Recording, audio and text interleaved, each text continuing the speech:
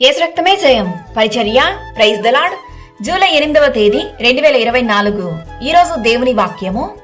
దేవుడును సైన్యములకు అధిపతియునైన ప్రభువగు యెహోవా సెలవిచ్చునదేమనగా, నేను మీ మధ్య సంచరింపబోచున్నాను గనుక రాజమార్గములన్నిటిలో అంగలార్పు వినబడును. ఆమోసు 5వ అధ్యాయం 16వ వాక్యము. అవును క్రీస్తునందు ప్రియులారా, తన ప్రజలైనటువంటి ఇశ్రాయేలును గూర్చి దేవుడు ఇశ్రాయేలును ఆశ్రయించిన ఎడల మీరు బ్రతుకుతారని, బెతేలును ఆశ్రయింపకుడి అని, ఇలా దేవుడు ఆశ్రయింపక నాశనమే వారి జీవిత అంగలార్పు అని దేవుడు హెచ్చరిస్తున్నాడు.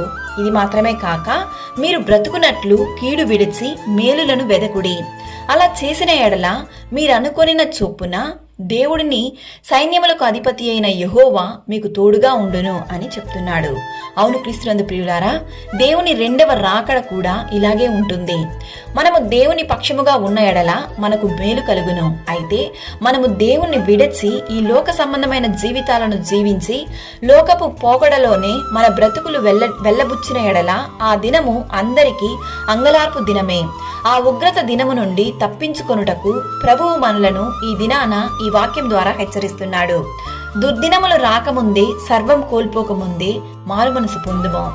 ఆ క్రీస్తు రాకడలో ఆనందభరితులమైనట్టు ఆ గుంపులో మనము ఉండడానికి, ఎత్తబడేటటువంటి సమూహంలో మనం ఉండడానికి మనం ఈ రోజే సిద్ధపడుదాం. దేవుడు మనందరినీ ఆశీర్వదించి దీవించును గాక. ఆమేన్. God bless you.